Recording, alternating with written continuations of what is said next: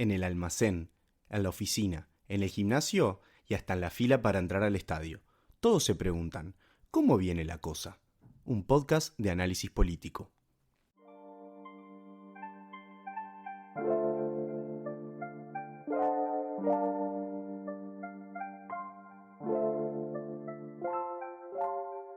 Bienvenidos, bienvenidas a un nuevo episodio de La Cosa en Video Podcast. Hoy tenemos un episodio que esperaba con muchas ganas porque vamos a estar charlando con dos colegas a los que admiro mucho, grandes amigos, con quienes vamos a estar conversando un poco.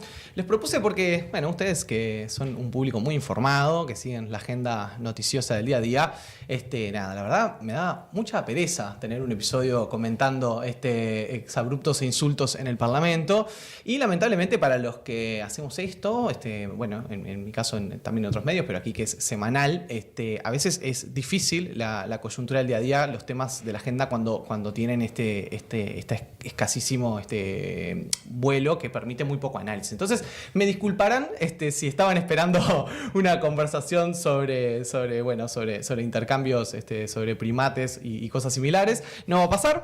Y se nos ocurrió para el episodio de hoy tener una mirada un poquito más del mediano plazo, porque bueno, este es un gobierno que comenzó el 1 de marzo del presidente Orsi, en el cual desde que se dio el resultado electoral de octubre del año pasado con la conformación de la inmensa bancada del MPP, sabíamos que si ganara el Frente Amplio iba a ser un gobierno bastante hegemonizado por el MPP, por el tamaño y por la enorme votación que tuvo. Entonces me parece que es interesante poner un ojo sobre ese grupo político en particular, sobre los cambios que ha vivido, porque bueno, MPP que en algún momento representaba a la izquierda del Frente Amplio o representaba a los grupos radicales del Frente Amplio, o muchas veces es la acusación que sigue viniendo por parte de los sectores más de la derecha de que el MPP representa algo más parecido como a eso que ellos llaman el peor Frente Amplio, ¿no? El Frente Amplio de los Tupamaros, etc. Sin embargo, la conformación de gobierno ha dado lugar, por ejemplo, entre otras cosas, a la designación de un equipo económico que uno podría perfectamente catalogar como tremendamente ortodoxo, ¿no? O muy cercano, mucho más cercano a una sensibilidad que puede ser hasta transversal a todo el sistema político y hasta los propios partidos tradicionales. Entonces, me parece que la pregunta para hacernos en esta conversación que vamos a tener en los próximos minutos es ¿qué pasó con el MPP? ¿Qué es hoy el MPP? ¿Qué representa hoy el MPP? ¿Y cómo se puede entender este cambio o este movimiento desde el viejo MPP surgido de las cenizas del MLN allá en los años 80, que seguía sosteniendo esas consignas de socialismo y liberación nacional, hasta hoy un MPP que apuntala a un ministro de Economía como Gabriel Odone y que es la salvaguarda un poco de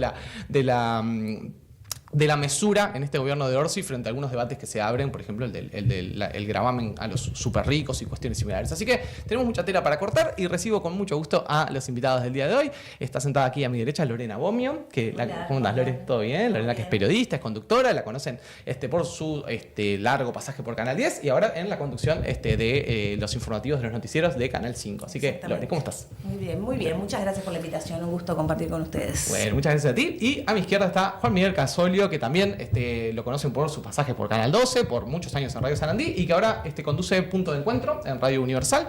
También nos encontramos con Juan Miguel un par de veces al mes ahí en un punto de encuentro y discutimos mucho de política y nos enroscamos mucho, así que ahora dije, bueno, devolviendo un poco la gentileza que nos viniera a visitar acá para tener un buen rato para hablar de esto. ¿Cómo andás? Gracias, te agradezco. Compartir con Lorena también es un gusto y además salir un poco de esa coyuntura. Hoy justo en el programa que compartimos hubo como un punto final a ese episodio. Al fin, bueno, mejor. Así que sí, dejémoslo ahí y podamos hablar de otras cosas de más mediano, largo plazo, de más trascendencia y además cosas que en esos 20 minutos, hoy vamos a tener un poco más que conversamos desde el año pasado contigo entre semana, ya hemos mencionado, ¿no? Este movimiento del MPP y ahora en un primer análisis cuando decirlo el ministro de Economía transversal, capaz que no es transversal a todo el sistema político y cuadra más en una parte de lo que sería la coalición republicana que en una parte del Frente Amplio que puede generar más resistencia, ¿no? El pensamiento, la actuación,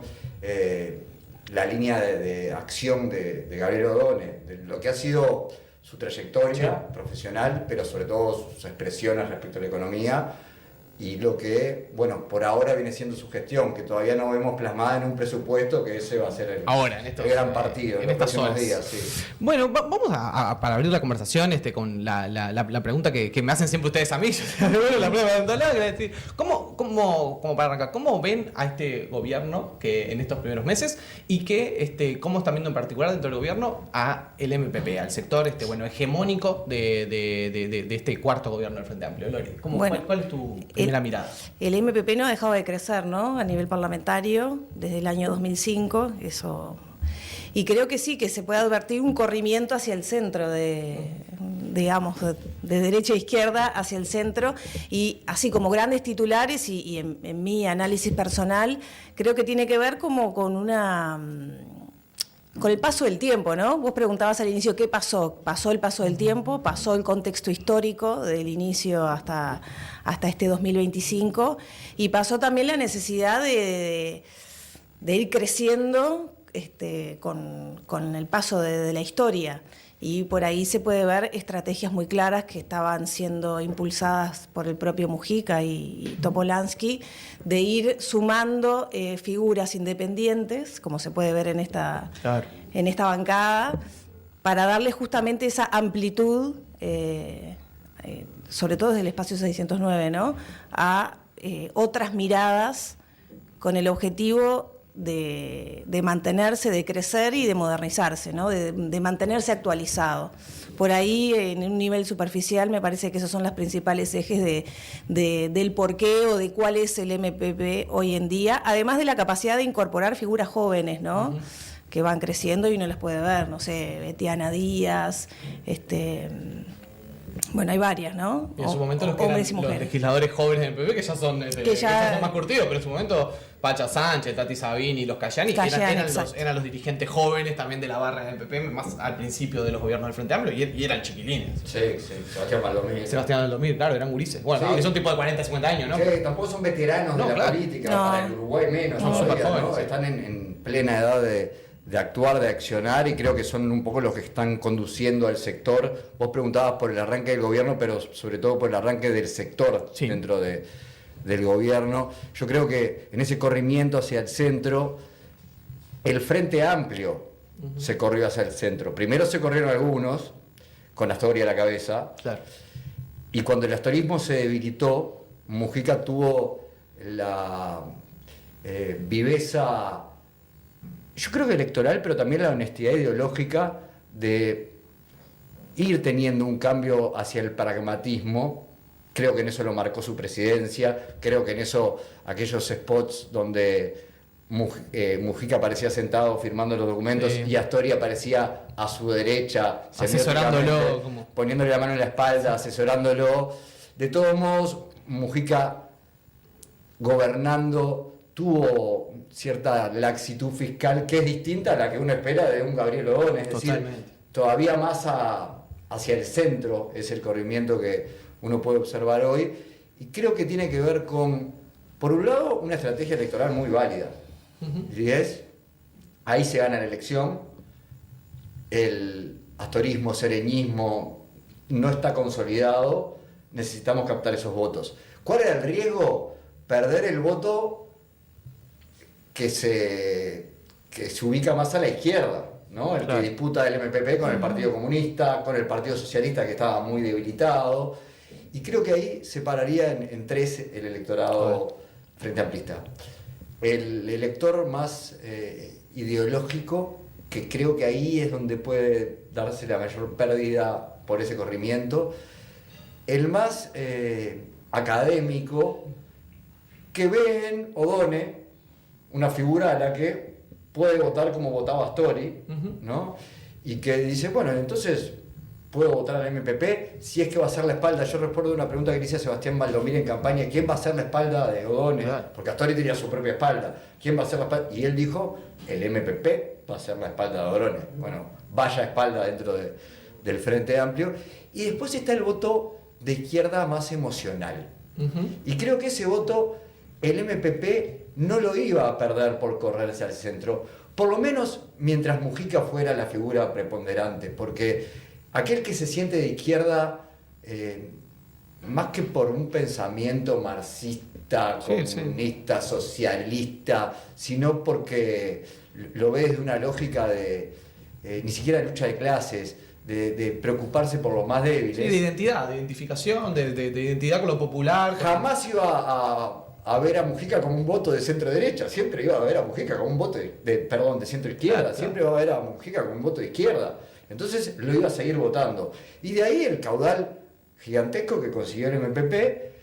Y ahora habrá que ver, yo creo que en los primeros meses de gobierno hay dos hechos trascendentes. Uno que era muy esperable, que es la muerte de Mujica, y hay que ver cómo se reperfila el MPP a partir de eso. Y el otro que se había puesto muy en duda en la campaña, creo que sin tener en cuenta sus antecedentes en la intendencia de Canelones, de Yamandu Orsi, y era su capacidad de mando. ¿Será distinta a la de otros presidentes? Pero Orsi tiene capacidad de conducir equipos, tiene capacidad de tomar decisiones y no le tiembla el pulso. Y si algo ha pasado en estos meses es que ha tenido la posibilidad de demostrarlo. Creo que más allá del gobierno, el que en estos primeros meses de gobierno demostró que está capacitado y se transformó junto al expresidente Lacalle Pou en la principal figura política del país es el presidente Yamandu Orsi.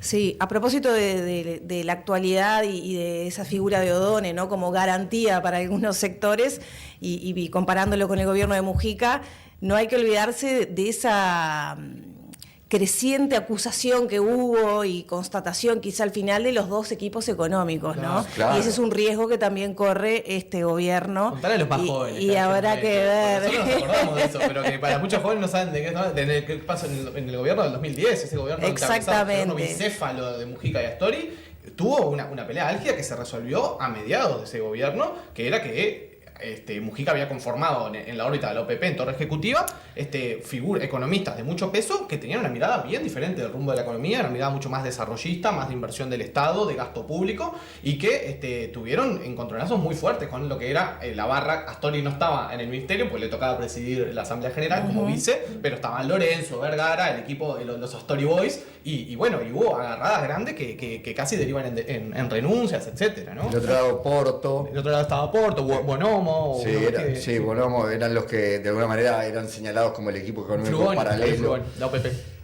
Allí hubo señalamientos en su momento que no fueron públicos, y eso se le puede cuestionar a Astori, a Lorenzo, de que se estaban cometiendo excesos en los gastos en las empresas públicas, por ejemplo en ANCAP. En Antel, el tema de Antel Arena. Sí, pero la Antel Arena se definió después en el segundo gobierno de Tabaré Vázquez. Sobre todo con ANCAP. Sí. Y Astori en algún momento lo asumió, dijo, bueno, nosotros se lo dijimos sí, en privado, no lo dijimos públicamente y lo podríamos haber hecho porque las riendas de la economía se suponía que las llevábamos nosotros. Yo decía en esa época que estaba en hora de cierre, Mujica dijo que llevaba las riendas de la economía Astori, pero Mujica iba atrás dándole con la fusta, ¿no? Y ese era el equipo económico paralelo. Por ahora en este gobierno no se ve. El subsecretario es Valcorba, que si se quiere era un tercero en esa línea. De Astori Boys. Astori, Vergara, Lorenzo. fue quien llevó adelante, yo le decía el hombre post, todo el proceso de inclusión financiera. Sí, cómo ¿no? Hoy es el subsecretario. Por ahora no aparece una figura. Y además, el contrapeso en aquel momento fue Mujica. Fue Mujica el que le dijo en el segundo gobierno de Tabaré a Astori, hay que hacer ante la arena. Claro. Y hoy ese contrapeso no está. De hecho, cuando salta la discusión de ahora del 1% para el 1% más rico, son los senadores del MPP, Betiana Díaz, la que sale a decir, no, esa es una discusión de tres, acá la mayoría de los legisladores no estamos en esa postura, prudencia fiscal. Y mandaron a encajonar, ¿no? Porque cuando mandan el tema al Frente Amplio, lo que hacen es pedirle a Fernando Pereira, pará, agarrá esto, llévatelo para el Frente Amplio, que lo discuta, no sé, una comisión de no sé qué dentro del Frente Amplio, comisión de programa, que vaya a plenario. Lo mandaron a dar vuelta un par de años, antes de que el tema vuelva a la bancada. Mínimo. ¿No? Sí, bueno, yo tengo una visión como más naif, capaz. A ver. O optimista, no sé, que es pensar que el Frente Amplio es un partido de sectores muy marcados y que hay discusiones que de afuera se pueden interpretar como antagónicas, que en realidad se van a discutir, quizás sí desde un antagonismo, pero que después va a haber una síntesis, y que me parece que en definitiva no es una señal de que no está sano, claro, ni el gobierno ni el partido de gobierno, que ya sabemos que son cosas diferentes, ¿no? Sí. Entonces creo que entiendo que el sector más mayoritario, y además el del presidente, tenga un paño frío sobre la discusión y que dé esa tranquilidad. Y por otro lado, me parece sano que se procese esa discusión, que es un reclamo legítimo de algunos sectores de la sociedad. Sí. No, y aparte porque es verdad que el tema no estuvo en la campaña, no estuvo en el programa de gobierno, así explícito como un gravamen a los marcos. Entonces, está bien, por más que a priori la sensibilidad de los militantes de izquierda es favorable, lo ven con buenos ojos, tienen todo el derecho los otros sectores a decir, che, pará, pero esto nunca lo discutimos, mandémoslo a discutir a donde corresponde. Me parece que es como más allá de que estratégicamente le estás poniendo paño frío a una discusión que se estaba calentando, es legítimo que los sectores más moderados, del PP, quiera decir, aguantame, no me lleves puesto, ¿entendés? Sí, comparto la mirada, porque además es atender una parte de la sensibilidad que tiene el votante del Frente Amplio, que no en vano obtuvo en las últimas elecciones, más allá de lo que fueron las bancadas, obtuvo la votación que obtuvo el referéndum el plebiscito por la seguridad social. Y eso sigue presente. ¿Cómo se le puso paño frío a eso? Con el diálogo social. Pero hay que atender a esa izquierda también, porque si no, no sé si un rompimiento, pero corres el riesgo de que haya alguien que por izquierda te empiece a captar otros votos que pueden ser definitorios a la hora de conformar un parlamento. No puede quedar afuera esa dinámica que después lleva a la síntesis. Uh-huh. Y el Frente Amplio, creo que esa elección o esa forma de ejercer el poder la manejó muy bien mientras estaba el contrapeso de Mujica y Astori. Aprendió la lección, estando en el gobierno, de separar el gobierno del partido, ¿no? Y no tener esa lejanía, pero además de no tener esa lejanía, que algunas discusiones se puedan ir procesando, no callar las voces disidentes y que eso no le obstruya al gobierno el rumbo que quiere seguir para ser lo más próspero posible en los próximos años, porque sabe que de esa prosperidad depende mucho el resultado electoral, ¿no? Lo que le pasó al final al gobierno de Vázquez fue el estancamiento de la economía, la pérdida de empleo, en fin, creo que fue por ese lado y más que por los otros que terminó perdiendo el gobierno el Frente, parejo, más desparejo en la primera vuelta que en la segunda, pero con una ciudadanía que veía que las dificultades habían llegado por ese lado, y bueno, entonces es válido, por un lado, cuidar eso, y por otro, no descuidar esa parte de la izquierda que quiere más izquierda.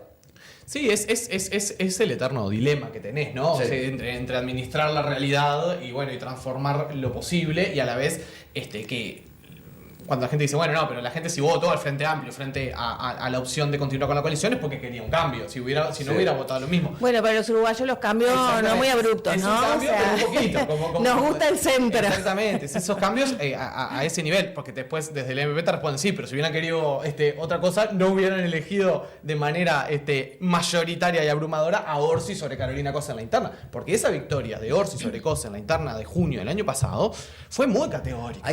Mucho más categórica de lo que se esperaba. Sí. Y marcó la cancha hasta el día de hoy. Yo tengo amigos, conocidos, comunistas que te dicen, no, mirá que nos la cobran hasta el día de hoy, nos dicen, ganamos nosotros las elecciones. Es difícil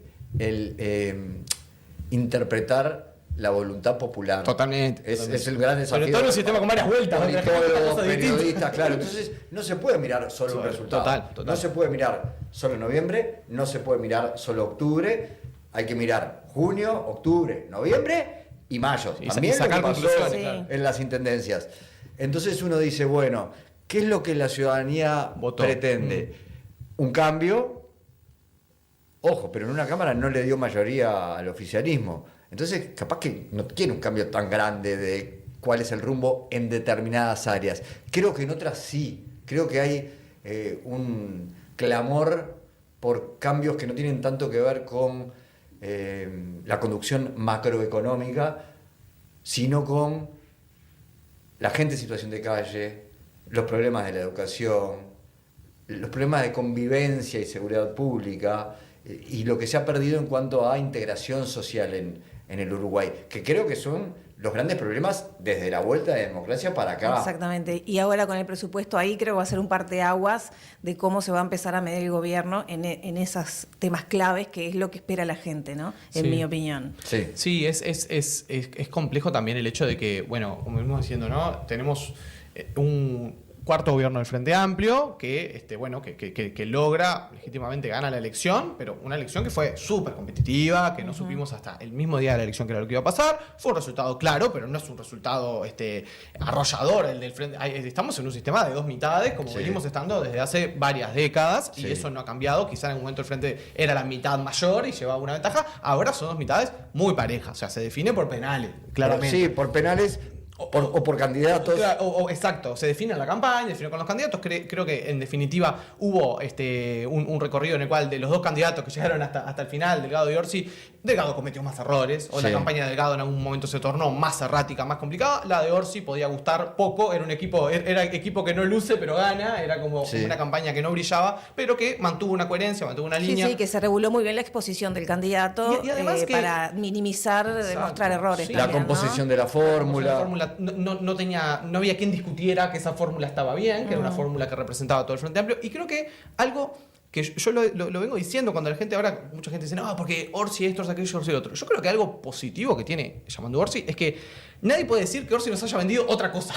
Digamos, la gente sabe lo que votó cuando votó a llamando Orsi. O sea, Orsi no nos vendió en la campaña que él iba a ser un presidente así o asá y ahora está haciendo otra cosa. En la campaña vimos al Orsi que está ejerciendo el poder. Si te gustaba de Orsi, que era un tipo mesurado, de diálogo, de mano tendida, etc. Bueno, el día después del 1 de marzo que asumió la presidencia, no esperes que sea Napoleón Bonaparte. O sea, no. Es esto. Es curioso porque, es curioso. De alguna manera llamativo por el cambio de perfil. Total, porque son opuestos. Hoy veíamos a la calle Pou surfeando olas en Ecuador. Y es otra cosa. Y el que votó a la calle Pou sabía que estaba votando eso. El que votó a Orsi, y yo creo que hay muchos uruguayos que se identifican muchísimo con llamando Orsi. Y cuando los políticos lo critican, y cuando parte de la prensa lo critica, no se dan cuenta qué tan identificados se sienten muchos uruguayos con el perfil de Yamandu Orsi, con la forma de expresarse, con ese... No es el como te digo una cosa, te digo la otra de Mujica, pero sí con esa moderación. Sí, esa cautela. Claro, esa cautela, ese no salir precipitado. Incluso... Tal vez hablando mucho más ahora como presidente que en la campaña, porque no es un presidente como Tabaré Vázquez que hablaba... Habla pila. Poco y nada. Coincido totalmente, que habla muchísimo y de todos los temas. No tiene drama. Incluso, a mi opinión, habla demasiado Orsi. Parece que el tema de los cuales él debería cuidarse más, en los temas en los cuales no la tiene tan clara, debería tocar para los costados y pasarse la canciller y él...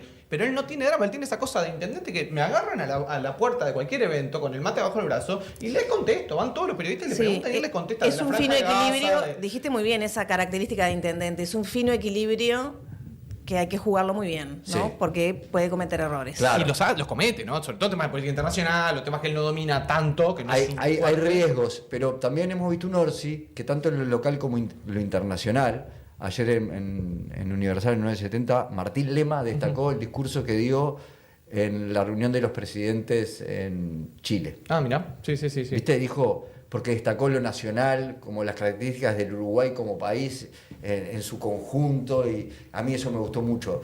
Y me parece que tanto en ese discurso como el que es más para la interna, mirando hacia el interior del país, que fue en el Congreso de Intendentes, claro. Orsi se mostró, creo que fue de los mejores discursos de Orsi desde que es presidente, ¿no? Sí, y el ámbito es el que mejor le calza. Sí, además, vemos al mejor Orsi cuando está con los intendentes. Sí, ¿no? Es el mejor Orsi. En la cercanía con el ciudadano común, con el ciudadano que está... hoy puede seguir la novela de lo que pasa en el Parlamento, pero que esos no son sus problemas. Total. Y eso no es lo que tiene en cuenta a la hora de votar. Habrá algunos, sí, los más radicales, y también es verdad que hay quienes hacen el juego para conseguir esos votos. Sí. ¿No? Pero no son los que ganan las elecciones. Totalmente, los más ruidosos en ese sentido no, y lo demostró en la campaña pasada. O sea, el tipo que se impuso fue el que se manejó con el discurso más moderado, con el que no cayó en el exabrupto, en el ataque directo, en responder. Esto que decías de los intendentes, ahí yo veo una raíz, volviendo como al MPP y al mujiquismo, que hay una línea de continuidad muy clara, ¿no? Sí. No es casual, porque en el gobierno de Mujica uno de los puntos fuertes fue el vínculo que tuvo el presidente con los intendentes, que le permitió, entre otras cosas, destrabar el tema de la UTEC en su momento, que fue la mayor, en mi opinión, la mayor concreción del gobierno de Mujica fue la creación de una nueva universidad. Bueno, el avance en la agenda de derechos también ha sido... Sí. ¿no? Eso es muy importante, tal cual. Y es esperable que capaz que no a través de leyes nuevas, pero sí de presupuestar leyes como la violencia de género, etcétera, tengan como avances, Sí. ¿no? Y ahí Mujica levantó banderas, ahí otra vez la inteligencia política de Mujica, dejar hacer. que no eran las suyas. Se Totalmente. apropió de banderas que más bien traía la juventud, Sí, sí. y por eso siempre su apuesta a los jóvenes. ¿Qué ¿no? le importaba a Mujica la diversidad sexual y la marihuana? Y la marihuana no eran temas que Bueno, tenían en porque, su agenda, por supuesto que no. porque acá estamos hablando de la capacidad de aprender que ha tenido el MPP Exacto. para ir modernizándose y creciendo, y eso tenía un liderazgo clarísimo de Mujica. Sí. Una persona muy inteligente y con una capacidad de aprender y de modernizarse impresionante, más allá de que uno pueda estar de acuerdo con muchas de las cosas de Mujica, ¿no? Totalmente. Eso es así, y de Lucía Topolansky creo que también, que todavía está como liderando un poco eso. Y el otro aspecto que lo mencionamos, pero creo que es fundamental, es la capacidad que tiene el MPP de distribuirse en el territorio, en el mano a mano. Eso se ha ido cosechando y nunca paró. Y eso tiene un valor que no es solo en campaña, Sí, ¿no? O sea, tiene una total. legitimidad, es genuino, Sí. y bueno, y se traduce después también en la adhesión de la gente y la adhesión de los jóvenes, porque eso de predicar con el ejemplo, de ver un día y el otro también a dirigentes Sí, que la se vida acercan, austera. que están, la vida austera, etcétera, eso no hay con qué darle, No, ¿no? y contagia a los jóvenes, y creo que vos lo que marcabas del paso del tiempo es innegable, y cuando vienen las acusaciones de que en el pasado fuiste así o asá, bueno, pero en el pasado las cosas eran de otra manera. Y creo que en el gran dilema que tiene hoy el MPP sin la figura de Mujica, si realmente logró consolidar esa cercanía, es lo que le va a permitir seguir disputando los votos de izquierda desde el lado de la sensibilidad del que está haciendo por la gente. Y eso es salir del comité de base, no estar adentro del comité de base. ¿Me explico? Sí. Podrá el Partido Comunista, el Partido Socialista tener mucha fuerza ahí, pero otra cosa es estar en el barrio y estar ayudando a los gurises a merendar y estar viendo quién está teniendo dificultades en la escuela, y esa capilaridad el MPP la tiene por lo menos desde la elección del 2004. Total. Yo Sí, conozco militantes jóvenes que hoy están alejados del MPP porque también tiene sus cosas para cuestionar Obvio. y hay muchas cosas para criticarle, pero que tenían 16, 17 años y estaban trabajando en sus barrios en plena crisis para que los gurises tuvieran para merendar y se subieran a una bicicleta. ¿Y quiénes eran los mentores? ¿Quiénes estaban por ahí dando vueltas? ¿Quiénes se quedaban a dormir en la casa de un vecino? Mujica, Sí, Lucía, Ñato. Lucía, Eñato. Esa ¿no? horizontalidad que todavía creo que existe, y de ahí salen esas figuras jóvenes. No sé, estoy pensando en Julieta Sierra, ¿no? Es una chiquilina del interior que vino acá a estudiar, que se vinculó... Sí, con gurises MPP primero. Exactamente, con toda esa línea de- y bueno, y tenemos a una legisladora que está haciendo sus primeros pasos y se nota que está aprendiendo, ¿no? Y, Sí, y que va creciendo y que es estudiosa.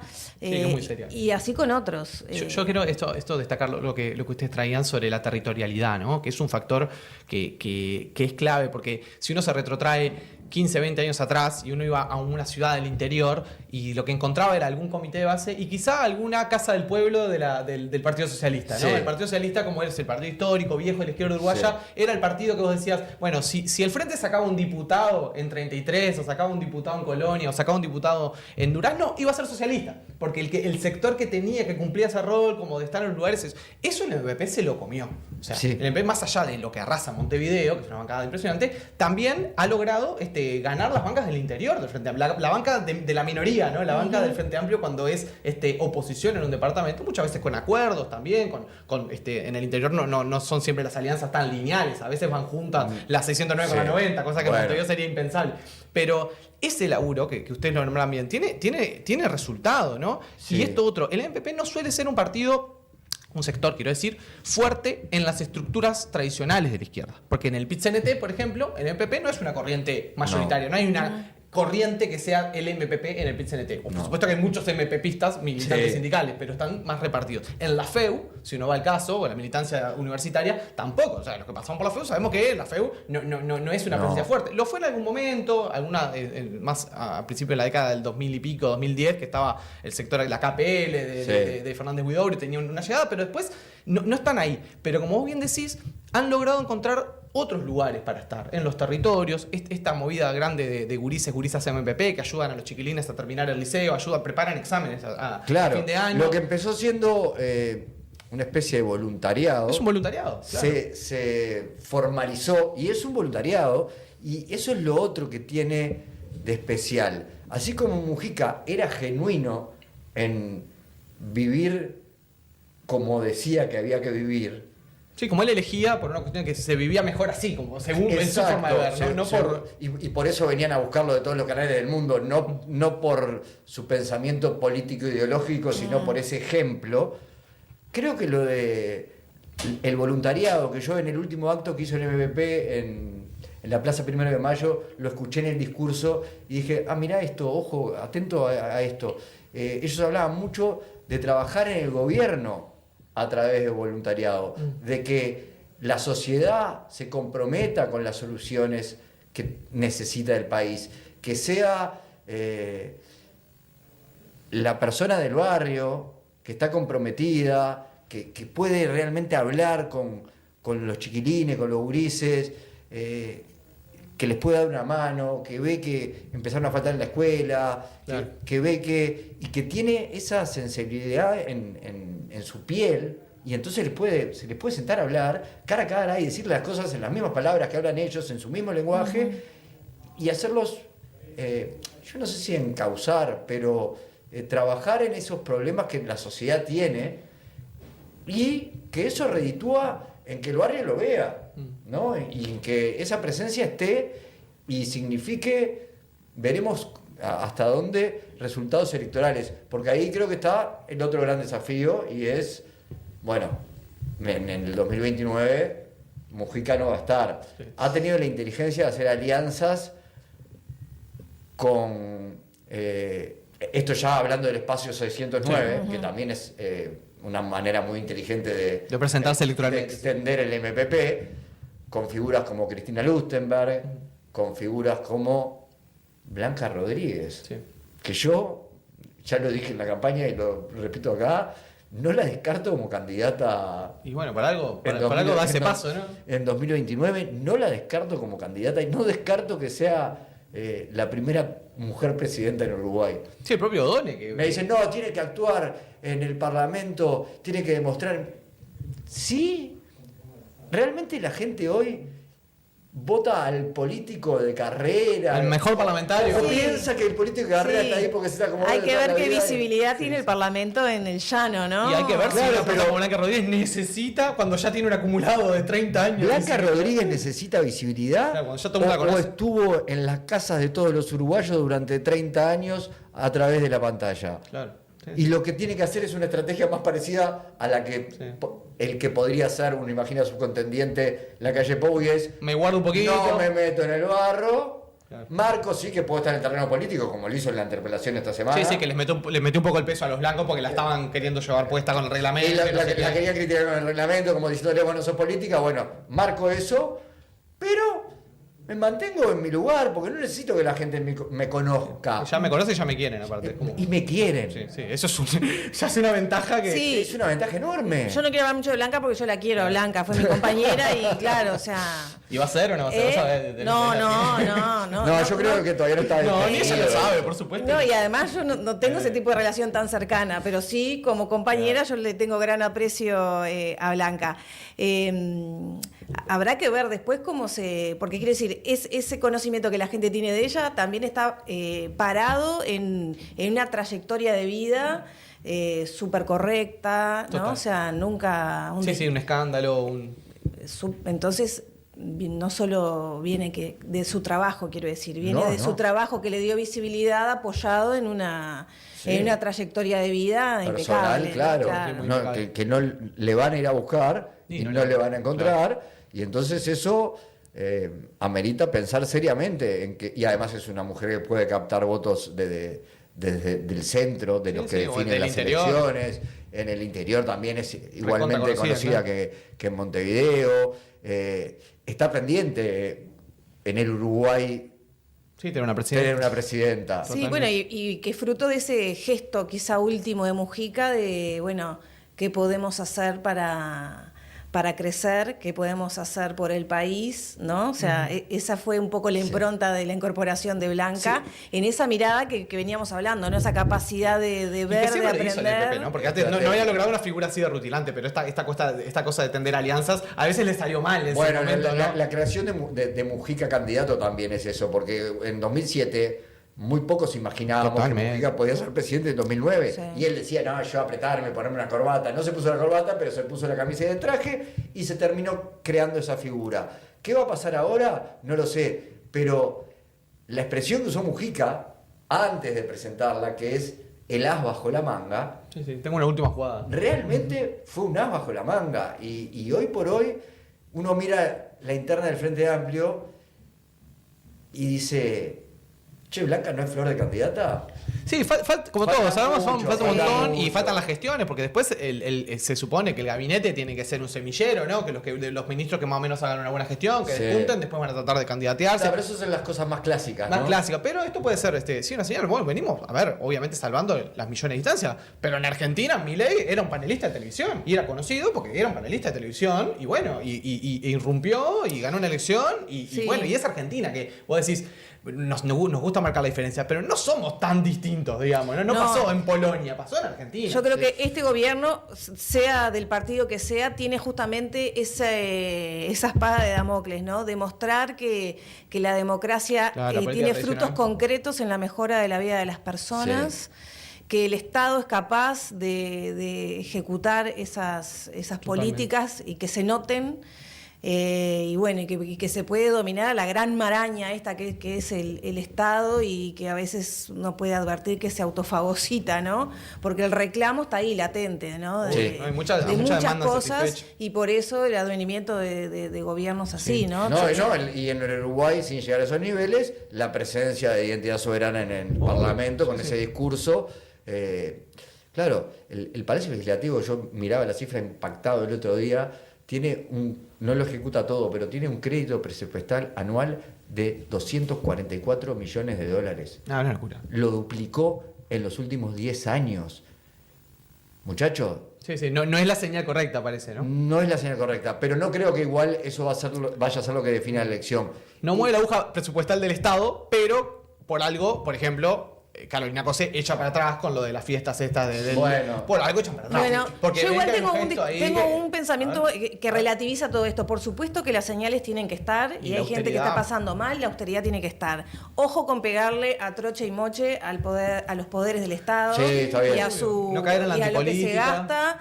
Ojo con la pavada de que van en ómnibus los ministros y no en auto, porque si van a viajar un viaje en avión, capaz que llega más descansado si viaja en primera, que muchos de nosotros, si tuviéramos la plata, lo haría, y que tiene que ir a las 12 horas ¿no? Sí. Llega y se va a una conferencia importante. Es una discusión re válida igual la de la austeridad. Me parece una discusión re válida. Bueno, pero no siento que estaba muy vaciada de contenido, ¿no? Pavada. Se cae en la demagogia. Y ayer sale errada de comete un refuerzo y no vayas a comer en un restaurante y tal. Tipo, tiene que juntarse con gente y tiene que sentarse a comer en un restaurante. Digo. Sí. Y ayer sale errada de reunirse con el presidente y lo primero que dice, bueno, no, y nos van a pagar esto, somos... Eran 100.000 pesos, miren que eran 100.000 pesos lo nuestro. Bueno, claro. Rada, uno de los artistas más notorios del país, ya lo primero que dice es que no le van a pagar para... Estamos enfermos de mirar esas cosas, ¿no? Sí, o sea, yo estoy de acuerdo que es chiquitaje. Que no aportan nada. Sí. Claro, por eso no mencionaba el gasto total y no los 200.000 de la fiesta que me parece la nada. Más allá de ese Es episodio chiquitaje, en particular. pero ojo también, porque a mí me parece que es Con las válido. señales, vos decís. Son señales, y por algo, y cuando estamos en un momento donde el presupuesto total que anuncia el ministro Donne, el presupuesto, el aumento presupuestal son $100 y poco millones de dólares, que son chirola, y que va a haber vamos a tener que ver cómo hace el Frente Amplio para cumplir con 30 y pico de compromisos de campaña, Sí. repartiendo las chirolas que son $100 y poco millones de dólares, va a tener que hacer malabares, ¿no? Entonces, si esa es la discusión que vamos a dar, bueno, me parece que hay señales que son importantes, ¿no? A mí me pasa, capaz que esto es bien personal, ¿no? A mí me pasa que cuando veo políticos que, bueno, que mandan a sus hijos a la educación pública, no sé qué, a mí me parece un buen gesto. Yo lo veo bien, que si usted es un representante, no digo que estén obligados, ni que haya que obligar por ley, ni que nada, y bueno, no. el que quiere ir al British, vaya al British, y mandar a sus guris al British, y bueno, es una democracia plural en la cual todo el mundo tiene lugar. Pero son gestos que al menos a mí, capaz que porque soy permeable a esa demagogia, Está bien. a mí me entra. No digo cuestionar, porque en la vida uno está para cuestionar todo, hasta para Claro. después quedarse con la primera posición Sí, que sí, tuvo. sí, No sí. digo que no. Pero creo que el digo, MP siempre ha ojo tenido- cómo lo hacemos Sí. y desde dónde. Que no se y- caiga en la antipolítica. Pero el MP siempre ha Exacto. tenido ese como... a veces como la doble cara, ¿no? Porque ese como cuidado de la austeridad y del no sé qué, y nosotros somos los que vimos... Y después cuando le toca gestionar en un lado, ¿viste? Un derroche y se mandan una Bueno, flor de pero macana, yo- como que las dos caras de eso mismo, ¿no? Ahí es donde no creo que haya mucho margen como para definir el dinero o como para conseguir el dinero necesario para solucionar los problemas que hoy decíamos que son los más Acuciantes, importantes. Cómo le vaya a la economía depende en un 70-80% en el Uruguay de factores externos. Sí, el mercado global y bueno, está. O sea, y esa es una parte muy importante de cómo se puede administrar o no. ¿Qué espacio hay después para hacer cosas? ¿Qué cara o done? Bueno, y si logra tener un crecimiento del 3%, bueno, va a ser una cosa. Si no, y va a tener problemas de empleo, va a tener problemas Claro. de déficit, va a tener los problemas tradicionales del tiene el Uruguay. Uruguay, sí. Y qué pase con eso, probablemente juegue un papel fundamental Obvio. en la definición de las elecciones del 2029. Lo que ha demostrado es capacidad de acción para tomar decisiones rápidas en cuestiones que sí pueden ser muy sensibles. Por ejemplo, lo que pasó con las personas en situación de calle, Sí. donde fue más allá de la ley que incluso estaba aprobada y dijo, no, vamos a sacarlo de la calle, se están muriendo. Sistema de emergencia. Vamos a sí. sacarlo de la calle con la policía. Sí, encontraron una solución que Nada. nadie había visto, la del sistema de emergencia, aparte. No estaba sobre el tapete. Nada de que tenga que haber una internación compulsiva. No, se están por morir en la calle. Y es lógico, y a la mayoría de la ciudadanía le parece lógico, lo Sí, aprueba. es sentido común. Es sentido común. Después hay otros temas a resolver a más mediano plazo, que ahí es donde uno dice, bueno, ¿por dónde pueden aparecer las inversiones que cambien o que hagan crecer la economía lo suficiente como para generar los puestos de empleo, etcétera? Bueno, Orsi dijo el otro día, y no me parece menor, y estamos en medio todavía de la situación, que el problema más importante que tenía hoy el país era el conflicto en la pesca. Ujú. La pesca hoy genera exportaciones por 100 millones de dólares. Con las condiciones que tiene, tendría posibilidades o una potencialidad de exportar 300 o 400 millones. Si se consiguieran inversiones, podrían ser 1.000 millones. Y ahí estás hablando de compararlo con el sector agropecuario Claro. o ganadero. Si lográs realmente desarrollar ese sector, otro como puede ser el del software, en el que también se están haciendo inversiones, y algún otro que tenga ese potencial, bueno, me parece que por ahí se puede encaminar después, con gestión, las soluciones para la primera infancia, la educación y la convivencia. Yo no digo tanto la seguridad pública, porque ese es un drama, y ahí el problema de las cárceles. Es un tema y es plata y no se nota. Claro. No, y es mucha Entonces, guita. es bravo. Y el gran tema son los tiempos, ¿no? Claro. Porque no se puede esperar a crecer para empezar No. a invertir y empezar a ver cambios en eso. Y bueno, ahí los platillos chinos, ¿no? De Vergara, De la sí, sí. economía, pero de todo en general también. Y ya nos queda poco tiempo, me parece, ¿no? No sé, tranquilo, estamos. Vamos, dale. No, Sí. volviendo al inicio, Sí, un tema dale. que no estaba planteado, pero Sí, que ustedes están cansados, y yo también, de lo que pasó en el Parlamento. Sí. Para mí es el contrario, hay que hablarlo y hay que hablarlo mucho. No desde el dedo acusador, sino justamente verlo como un reflejo de la violencia que vivimos, Sí. del salto que tenemos que dar, de ser más amorosos los unos con los otros, pensemos lo que pensemos, tengamos la orientación porque es muy fácil ponerse de acuerdo y ser amable con el que piensa como yo, Claro. pero tener la amplitud para respetar de verdad. Porque, viste, cuando te enojaste sale Sí, ahí... que no es tolerar. Y no es tolerar exactamente, y no es lo mismo un agravio que otro, un insulto que otro. Ni justificar a los propios, ¿no? Esta cosa no, que tenemos muy a de ese nadie, reflejo, no, pero exactamente. que cuando son los de uno, tipo, no, pero no es tan grave, pero no sé qué, que nos surge Sí, a todos. y creo que sí, que deberíamos hablar y deberíamos poner en orden eso, asumir la responsabilidad que quizá todos podemos tener en esa la sociedad, órbita. los medios, no los todos, periodistas. exacto, y no todos por igual, porque los legisladores tienen más responsabilidad. Sí, hay que exigir eso, ¿no? que es los lo ciudadanos mismo. comunes. Sí, a mí no me sirve con el legislador me digan, pero yo me caliento como todo el mundo, y como vos en la calle, como vos en la cancha. Bueno, mira, vamos todos nosotros, y además, y nos representás a todos Y nosotros. además los legisladores... Tenés un montón de Hablar en general privilegios. de los legisladores es injusto, porque no todos los legisladores son iguales. No todos los No, y ni legisladores. es esa la tónica del trabajo parlamentario, digamos, no es así en general. Entonces, las redes han potenciado determinados discursos, esto no es de Uruguay, es del mundo, la polarización está ahí, y las democracias globales tienen ese problema.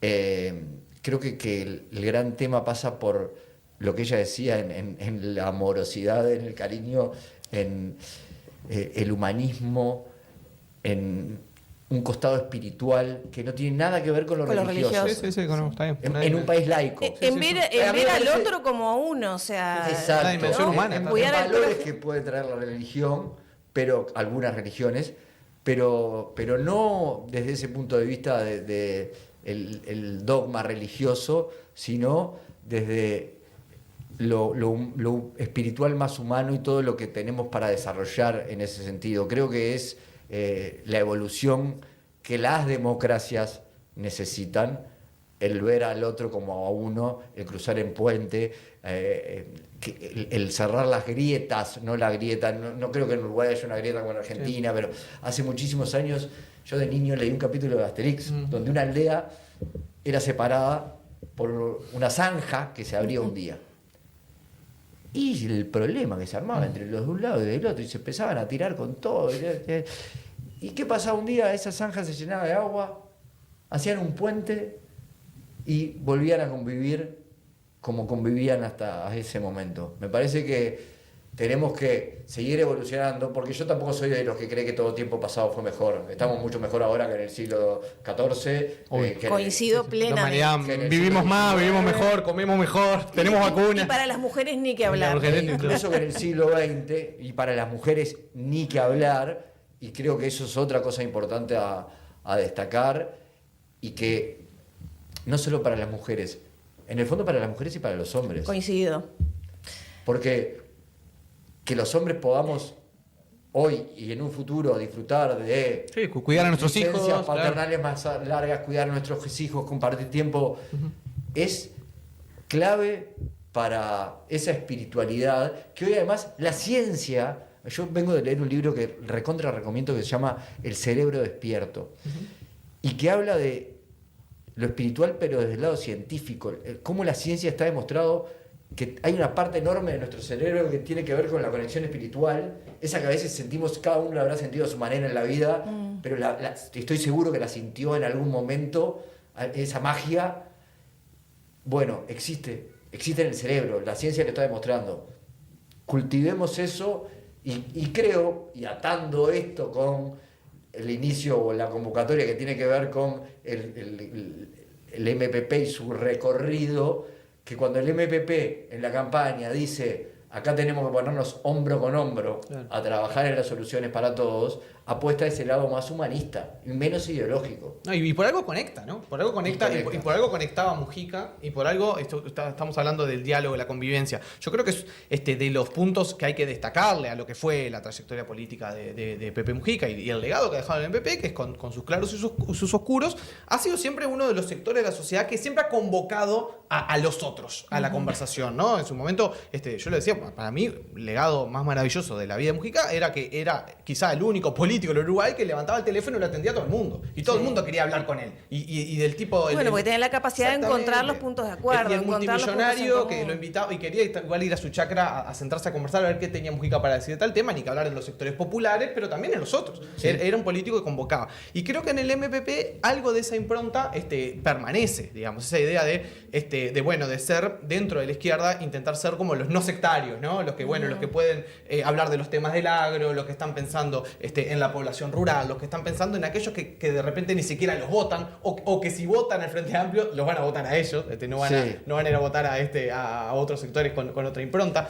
Me parece que ahí hay algo de un legado y de un aprendizaje, ¿no? Cuando decimos, sí, por supuesto que en el camino hubo moderación ideológica, hubo cambio de programas, hubo distintas miradas del mundo. Pero hay algo que viene de esa raíz también, un poco tupamara y un poco de gente muy distinta convergiendo en algo de las acciones es lo que nos unen, o nos unen las acciones y las ideas nos separan. Luego la idea del Frente Grande, como decía Bebe Sendik. Hay una línea de continuidad en esa metodología, en ese accionar. Entonces, la pregunta es, ¿cómo eso... ¿Qué tanto el MP va a ser capaz de conservar ese puntal tras la muerte de Mujica? Bueno, si van a poder mantenerse en ese lugar. El presidente lo intenta. Yo creo que el presidente intenta pararse en ese lugar de diálogo, de puertas abiertas. Pero el presidente no va a poder ser candidato en 2029. No. Entonces, la pregunta es hasta dónde esa transformación social que yo imagino, y creo que ella iba un poco por el mismo lado de hacia dónde deberíamos apuntar para solucionar esos problemas que 40 años de democracia, con todos los partidos de gobierno, no han solucionado. Tiene que ver en el hombro con hombro.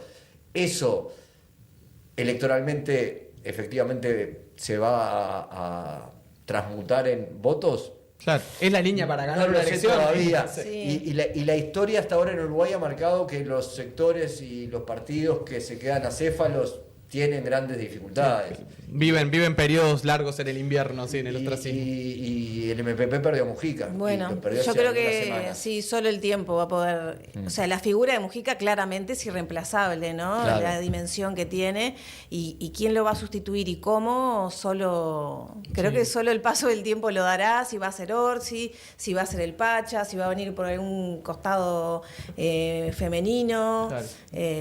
Igual la gente muchas veces no sabe que en realidad en la vida interna del MP, que es un bicho enorme, por supuesto, Mujica nunca fue de los más conductores en el sentido, nunca le importó tanto, obviamente que era el líder en el sentido ideológico, hasta espiritual se podía decir. Y estratégico en algún punto de largo plazo. Pero nunca fue el que estuvo manejando la cortita a Mujica, de decir, vos no llamabas a Mujica para decir, soy un edil de tal lado y me pasó no sé qué. Ese trabajo generalmente lo hizo mucho más Lucía toda la vida. Bueno, era el estratega a largo plazo, ¿no? Ahora también habrá que ver quién ocupa. De la empresa quién ocupa ese lugar ahora. Esa gerencia no la hace si va a ser Lucía o si hay alguien con esa capacidad, porque también estar ocupado en gobernar, obviamente no vas a tener tan claro. Orsi no va a poder hacerlo. Exactamente. Y hasta dónde ese gran estratega dejó montada, no sé, pienso en Steve Jobs, una compañía que puede funcionar sin él. No lo sabremos. Igualmente,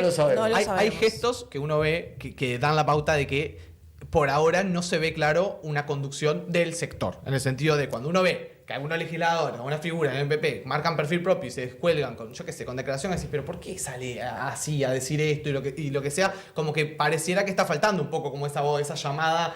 ¿Quién tiene que hacer esa llamada de decir, fulano, fulana, no te desubiques, o no sé qué, o estamos tratando de sacar adelante tal tema? Y en los primeros meses de gobierno, en los primeros meses de gobierno tuvo el episodio de la ministra Cairo. Total. Donde el MPP salió...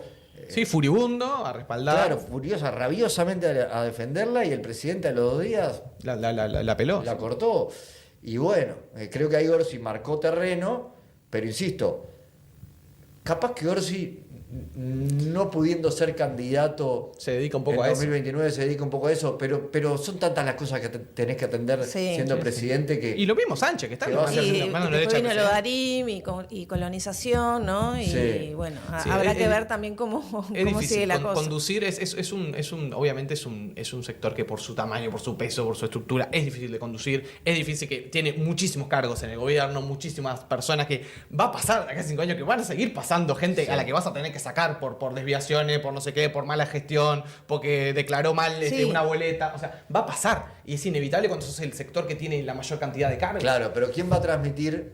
Vuelvo a lo de la espiritualidad. Sí, la línea, ¿no? ¿Quién va a transmitir la espiritualidad que transmitía Mujica? Y que es ese paso. Sí, lo que pasa es que Mujica allá. es uno cada. ¿Viste? Es como decir, ahí es donde.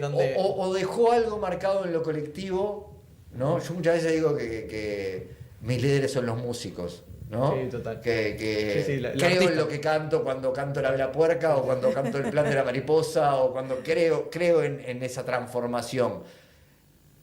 ¿Eso va a pasar? ¿O vamos a seguir en esta lógica de alternancia de poder y democracia del siglo XX? Sí, a los pocos días del fallecimiento de Mujica, el Pacha, ¿no? Decía eso.